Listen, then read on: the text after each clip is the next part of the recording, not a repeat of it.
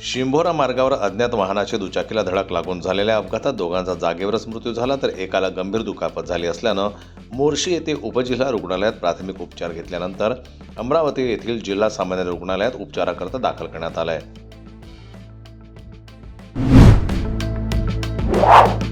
Walgaon road ते परसोळा देवी गावात जाणारा रोड अतिशय निकृष्ट दर्जाचं काम झालेलं असून रस्त्यावर अजूनही कामाची सुरुवात झालेली नाही. गावकऱ्यांनी इंजिनियर आणि ठेकेदाराला बरेचदा सांगून सुद्धा या रोडवर अजूनपर्यंत डांबर देखील पडलेलं नाही. अमरावती शहरात कायदा सुव्यवस्था बिघडवणाऱ्यांवर कठोर कारवाईचे संकेत देत पोलीस दलानं सघन मोहीम सुरू केलेली आहे. गुन्हेगारी टोळ्यांवर लक्ष केंद्रित करत कॉम्बिंग ऑपरेशन, नाकाबंदी, रेकॉर्ड तपासणी आणि संशयितांची चौकशी वेगानं सुरू आहे. पिंपरी चिंचवडमध्ये शरद पवार यांच्या राष्ट्रवादीला मोठा धक्का बसलाय. एका बड्या नेत्यानं भारतीय जनता पार्टीमध्ये प्रवेश केला आहे. राष्ट्रवादी काँग्रेस शरदचंद्र पवार गटाचे उमेदवार माजी नगरसेवक राहुल कलाटे यांनी भाजपाचे प्रदेशाध्यक्ष रवींद्र चव्हाण यांच्या उपस्थितीत भाजपामध्ये प्रवेश केला. त्यामुळं आगामी निवडणुकीपूर्वी भाजपची ताकद अजून वाढली आहे.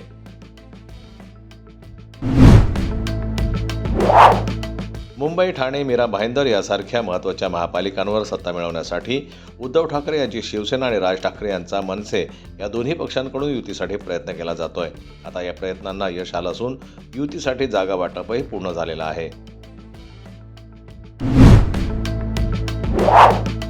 अंजनगाव सुर्जी येथील नगर परिषदेच्या नवनियुक्त नगरसेवकांनी शिवसेना भवन राजापेठ येथे शिवसेना उद्धव बाळासाहेब ठाकरे पक्षाचे जिल्हा प्रमुख पराग गोडधे यांनी सर्व नवनियुक्त नगरसेवकांचं शाल व श्रीफळ देऊन पेढे भरवून त्यांचा सत्कार केला. भाजपा आणि शिवसेना शिंदे गट यांच्यात युतीसाठी मोठ्या हालचाली वाढल्या आहेत. या दोन्ही पक्षांमध्ये जागा वाटपावर चर्चा सुरू आहे, परंतु शिंदे गटानं जास्त जागांचा मुद्दा लावून धरल्यामुळं अजूनही भाजपा शिवसेनेच्या युतीला अंतिम स्वरूप आलेलं नाही.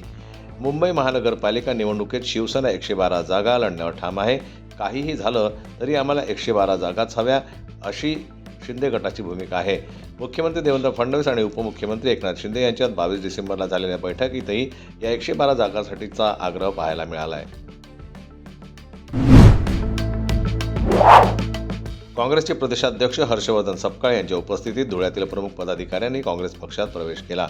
यामध्ये सलग 3 वेळा निवडून आलेले समाजवादी पार्टीचे नगरसेवक अमीन पटेल, राष्ट्रवादी काँग्रेसचे नेते व माजी उपमहापौर हाजी शौपाल अन्सारी, परवेश शेख, अझहर पठाण, MIMचे गनी डॉलर, जुनेद पठाण, शिवसेनेचे प्रेम सोनार, भाजपाचे मुर्तजा अन्सारी यांच्यासह विविध क्षेत्रातील लोकांनी काँग्रेस पक्षात प्रवेश केला आहे.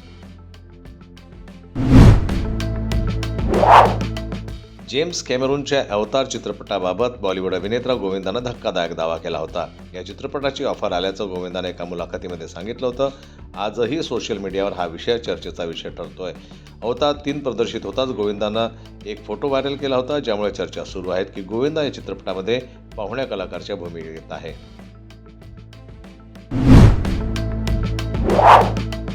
गौतमी पाटील बिग बॉस मराठीच्या 6व्या सीझनमध्ये दिसणार असल्याच्या चर्चा रंगल्या होत्या. मात्र एका मुलाखतीमध्ये गौतमीने या सर्व अफवा असल्याचं सांगितलं. तसेच तिला या शोमध्ये सहभागी होणे शक्य नसल्याचं देखील तिनं सांगितलंय. त्यानंतर गौतमीच्या एंट्रीच्या चर्चांना आता पूर्णविराम लागलाय. पण आता तिच्या जागी दुसऱ्या एका लोकप्रिय नृत्यांगनाचं नाव जोरात चर्चेत आलं असून ही नृत्यांगण म्हणजे सायली पाटील.